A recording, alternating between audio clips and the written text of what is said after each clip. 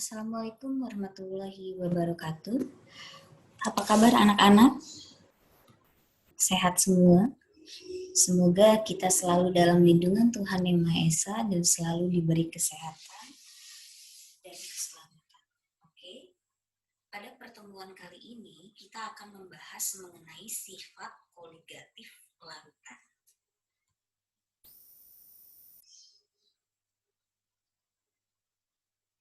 Apa sih Bu sifat koligatif larutan itu?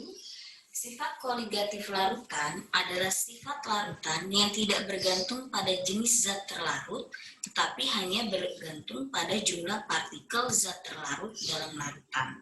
Jadi mau jenisnya larutan urea, larutan gula, itu tidak berpengaruh jenis zat terlarutnya, tapi yang berpengaruh adalah jumlah partikel zat terlarut dalam larutan. Jumlahnya berapa? Jumlah partikelnya ya yang dimaksud di sini ya. Nah, sifat koligatif dibagi menjadi dua, yaitu sifat koligatif larutan elektrolit dan larutan non-elektrolit. Kalian sudah mempelajari apa itu larutan elektrolit dan non-elektrolit sebelumnya di kelas. Oke, kita harus tahu larutan itu apa sih? Mungkin ada yang sudah tahu larutan itu apa. Kita lihat di sini ya nak, ini adalah air yang ditambahkan dengan gula. Ini kita aduk sehingga membentuk larutan gula. Larutan itu komposisinya ada pelarut sama zat terlarut. Kita lihat di sini molekulnya. Ini molekul air, ini molekul gula. Nah, air ini sebagai pelarutnya. Yang dilarutkan apa zat terlarutnya? Yang dilarutkan adalah molekul gula. Yang dilarutkan adalah gula. Jadi gula di sini adalah zat terlarut, sedangkan airnya adalah pelarut.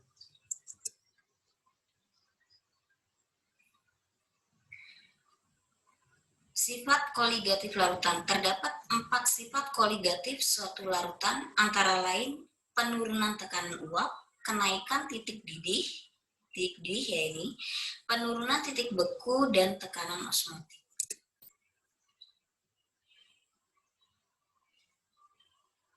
Nah, sebelum dibahas mengenai sifat koligatif larutan, kita harus mengetahui dulu tentang konsentrasi. Ada beberapa yang digunakan. Yang pertama adalah molaritas, lambangnya M besar, molalitas lambangnya M kecil, fraksi mol, X lambangnya, persen massa dalam persen. Yang pertama kita akan bahas molaritas. Sebenarnya molaritas ini sudah dipelajari sebelumnya di kelas 11 sebelum materi laju reaksi. Kita bahas lagi, apa sih molaritas itu? Kemolaran atau molaritas adalah satuan konsentrasi larutan yang menyatakan banyaknya mol zat terlarut, tadi kita udah belajar zat terlarut, dalam setiap liter larutan. Banyaknya mol zat terlarut dalam setiap liter larutan. Molaritas M besar lambangnya, rumusnya adalah mol per volume. M ini adalah mol per V, ini adalah volume larutan tapi dalam liter di sini. Atau kalau kalian menggunakan rumus yang lainnya,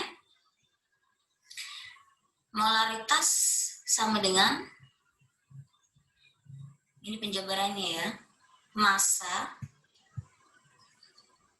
dalam satuan gram per mr, massa molekul relatif, dikali dengan 1000 per V ini volume larutan, tapi dalam mililiter. Dalam mililiter. Kalau yang ini tadi dalam liter, yang ini adalah dalam mililiter. Rumusnya sebenarnya sama aja. Kalau yang ini adalah penjabaran dari rumus ini. Kita udah tahu bahwa mol itu kan massa per mr atau massa per massa molar. Oke. Lanjut. Selanjutnya molalitas, lambangnya M kecil. Kemolalan atau molalitas adalah satuan konsentrasi larutan yang menyatakan banyaknya mol zat terlarut dalam 1000 gram atau 1 kilogram pelarut. Kalau sebelumnya molaritas itu dalam 1 liter larutan, kalau ya di sini kalau molalitas adalah dalam 1000 gram pelarut. Jadi pelarutnya ya, bukan larutan. Dan satuannya di sini adalah gram atau kilogram. Rumusnya M kecil, molalitas sama dengan M mol per P. P ini massa pelarut dalam kilogram di sini. Atau penjabaran rumusnya molalitas sama dengan massa per mR dikali 1000 per massa pelarut P, tapi dalam gram. Oke. Untuk contoh soalnya nanti akan Ibu berikan. Kita lanjut ke fraksi mol. Oke, fraksi. Mungkin kalian tidak asing dengan kata fraksi. Fraksi partai tertentu dan seterusnya. Fraksi kita lihat di sini dalam larutan ini adalah sugar solution. Jadi larutan gula, ada gula, ada air ya, tadi kita sudah tahu. Ini kita lihat yang merah ini mewakili molekul gula dan yang putih ini mewakili molekul air. Fraksi itu bagian, nah. Bagian. Jadi misalnya Ibu ambil contoh gini, yang warna merah kan gula nih. Ada kita hitung 1, 2, 3, 4, 5, 6, 7, 8. 8 gulanya. Airnya ada berapa? 1, 2, 3, 4, 5, 6, 7, 8, 9, 10, 11, 12. 12 ditambah 8 tadi ya. Jadi kan 20. Nah, berapa fraksi gula di sini? Fraksinya berarti tadi gula jumlahnya ada 8. Jumlah totalnya berapa? Jumlah total partikel di sini. Molekulnya jumlahnya. Ada 20. Berarti fraksi dari gula 8/20. Kalau fraksi air berapa? Berarti 12/20. Seperti itu. Jadi fraksi itu adalah bagian. Nah, ini definisinya.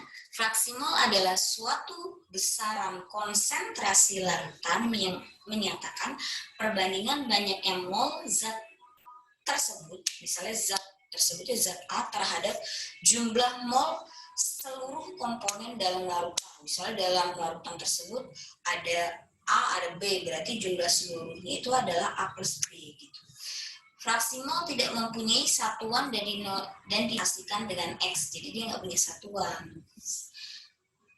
Contohnya, fraksi mol pelarut, misalnya pelarut kita lambangkan sebagai A, berarti XA sama dengan mol, N ini mol ya, mol zat A per mol total. Mol total itu adalah jumlah mol A ditambah mol B, kalau komponennya adalah A dan B. Terus mol zat terlarut, gimana? Mol zat terlarutnya misalnya zat terlarut kita lambangkan dengan B, berarti XB sama dengan NB, mohon maaf, NB mol zat B per Na plus NB. Na plus NB ini adalah mol totalnya. Oke, selanjutnya yang terakhir di sini akan kita bahas adalah persen massa. Persen massa menyatakan jumlah gram zat terlarut dalam 100 gram larutan. Dalam 100 gram larutan. Nah, rumus dari persen massa itu adalah gram zat terlarut dibagi gram larutan. Hasilnya berapa dikalikan dengan 100%. Ini rumusnya. Oke anak-anak, selanjutnya akan kita bahas mengenai contoh soalnya. Setelah itu kalian pelajari dengan seksama dan tolong dikerjakan tugas online-nya. Oke, terima kasih. Kita lanjutkan dengan contoh soal.